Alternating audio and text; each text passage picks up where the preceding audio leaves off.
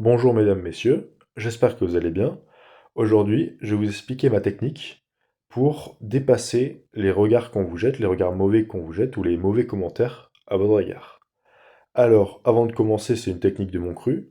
Mon cru, ça veut dire quoi? Ça veut dire que je suis quelqu'un d'assez lambda qui n'a pas forcément beaucoup de commentaires méchants ou qui ne reçoit pas beaucoup de critiques dans la vie. Je suis assez Enfin voilà, je sais par exemple, il y a des personnes homosexuelles qui reçoivent des critiques pour rien, ou il y a des personnes qui, d'une certaine couleur de peau, qui se mangent des balles perdues pour rien, donc j'ai entre guillemets cette chance de ne pas faire partie de ces catégories. Mais ça n'empêche que je fais parfois des regards mauvais ou des petites critiques tout à fait banales, et ben, j'avais envie de vous partager mes techniques, surtout ma technique, pour faire face à ça, parce que ça peut être intéressant. Alors, je vais vous partir d'un exemple, c'est qu'il n'y a pas longtemps, je faisais la braderie de Lille. Et j'étais dans un bar, voilà, je rentrais de vacances, tu vois, j'étais en vacances, j'étais à Lille, et au bar, je commande une rouge, une bière rouge. Et je discute avec la personne à côté de moi, et en sortant, donc j'étais avec un ami à ma droite, et la personne avec qui je parlais à ma gauche.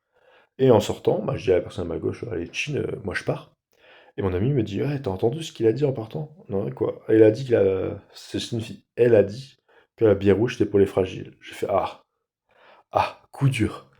Et face à ça, face à ces attaques de l'ego, parce que finalement c'est ce que c'est les critiques, les regards mauvais, ça attaque notre ego parce que nous, on nous voit parfait, grand, majestueux, et puis quand les autres ne nous voient pas comme ça, bah, ça nous fait mal à l'ego. Alors, comment est-ce que l'ego réagit face à l'idée qu'on le critique? Le premier, c'est dans l'affrontement. Par exemple, ah ouais, elle pense que la rouge c'est pour les fragiles. Et ben, je continue de boire de la rouge, je vais devenir hyper musclé, un biker tatoué, je vais lui montrer que c'est pour les vrais bonhommes la rouge. Ça, c'est le premier point, la première technique. La seconde, c'est la fuite. C'est-à-dire, du coup, ne plus commander de rouge en public, mais commencer de la blonde. Ou alors commander de la rouge et un peu baisser la tête pour pas écouter les mauvais commentaires. Et le troisième point, c'est le court-circuit. C'est, ah ouais, on critique quand je bois de la rouge en public, ben je vais plus jamais sortir en public, je bois de la rouge chez moi, et voilà, je vais limiter mes interactions sociales, comme ça au moins je ne serai pas face à la critique. Et moi, mon cerveau, il a développé, c'est pas une solution pour développer, pour protéger mon ego, c'est plus un fonctionnement qui, je trouve, est utile, et que j'avais envie de vous partager. Le premier, c'est quoi? Donc, déjà, il faut un peu de recul sur la situation. Donc, quand vous mangez un truc comme ça dans la figure, ben, reculez 3 pas, reprenez votre respiration, prenez le temps de réfléchir. Il faut analyser déjà les conséquences du mauvais regard. Conséquences du mauvais regard, ça va être quoi? Ça va être, bah déjà, t'as été méchant pour rien.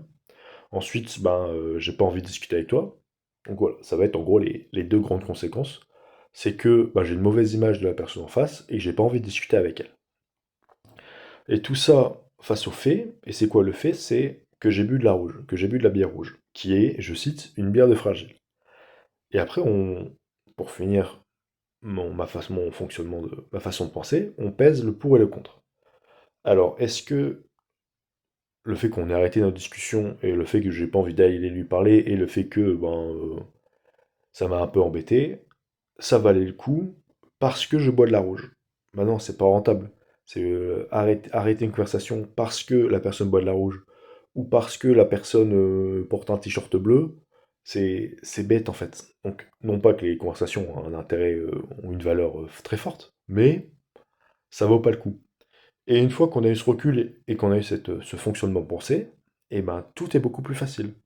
Parce que du coup, on se dit, ok, finalement c'est l'autre qui a perdu, et voilà, c'est pas si grave, ça arrive.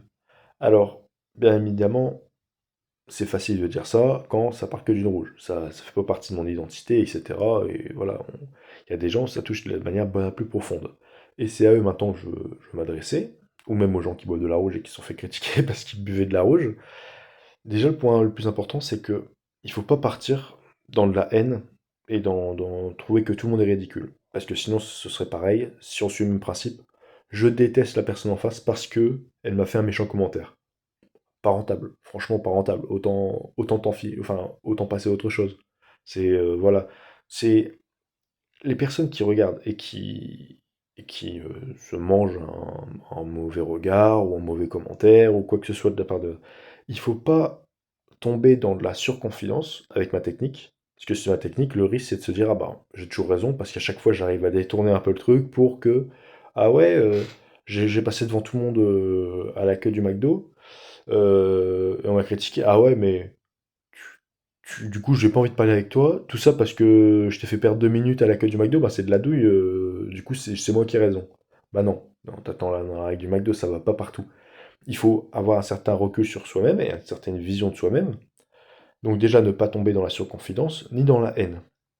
Par exemple, la personne qui critique, ah ben tu m'as critiqué, ben j'en ai strictement rien à faire de ton avis, tu n'es plus un être humain à mes yeux, parce que voilà, tu ne vaux rien, parce que tu as osé me critiquer et tout. Ben non, abusez pas quand même, soyez normaux, soyez pas méchants en retour, ça reste des êtres humains, les êtres humains sont faillibles, il y a des critiques qui peuvent être constructives.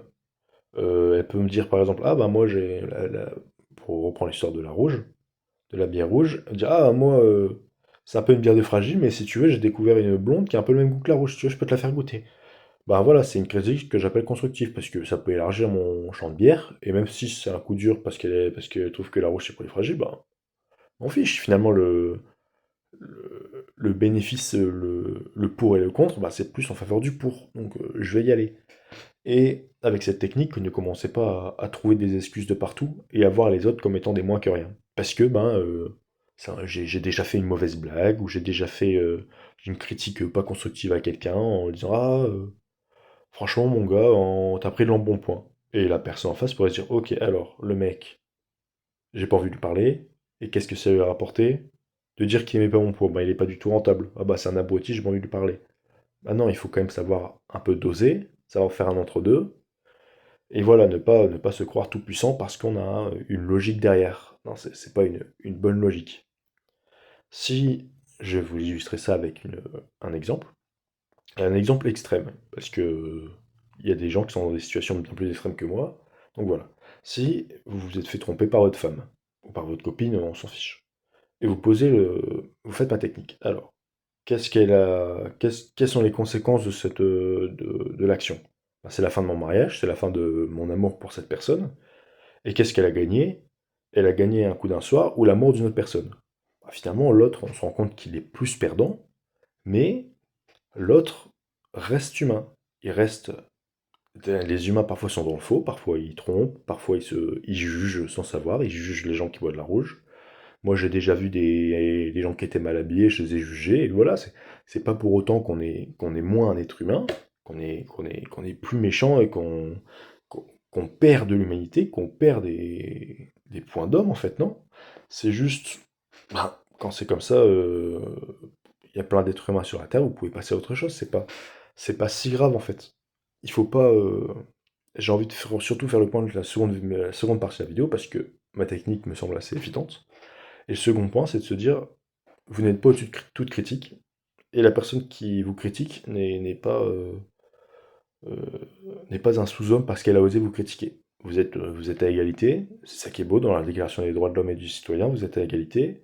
Ce qui fait la différence avec vous, c'est la loi, c'est plein de choses, mais en tant qu'être humain, vous êtes à égalité, vous avez chacun votre vision du monde, et voilà, et s'il n'a pas la même vision du monde, et si ben, vous trouvez que ah, il veut pas me parler parce que j'ai de la barbe, ok, bah tu as mis fin à notre amitié ou à notre discussion parce que j'avais de la barbe, bah, tant pis pour toi, je suis pas obligé de me poser plus de questions de ça, et je suis pas obligé de non plus considérer l'autre comme un abruti parce qu'il a pas suivi mon schéma de pensée.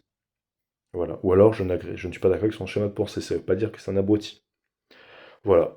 Petite vidéo sur un événement. D'ailleurs, petit conseil si vous voulez parler de choses comme ça, prenez bien du recul. Parce que pour tout vous dire, la première fois où je suis sorti au resto après cet incident de la rouge, j'ai commandé une blonde. Donc voilà, je suis quand même pas. Non, mais bon, après, voilà, chacun fait sa vie. Mais voilà, surtout, ne déshumanisez pas l'autre parce qu'il a osé vous critiquer. Vous n'êtes pas non plus un surhomme. Mais si vous voulez une technique parce que le regard des autres vous empêche, par exemple, moi, au resto, j'ai les gens croisés l'une sur l'autre. Je sais qu'il y a plein de gens qui disent ah, ça fait pas masculin, ça fait féminin et tout. Ouais, bon. Tu me juges féminin parce que j'ai les jambes croisées, ouais, bon, ouais, si tu veux, tu vois, genre, c'est pas si grave. Voilà, une façon un peu de relativiser le regard des autres. Sur ce, je vous dis à la prochaine. Bye.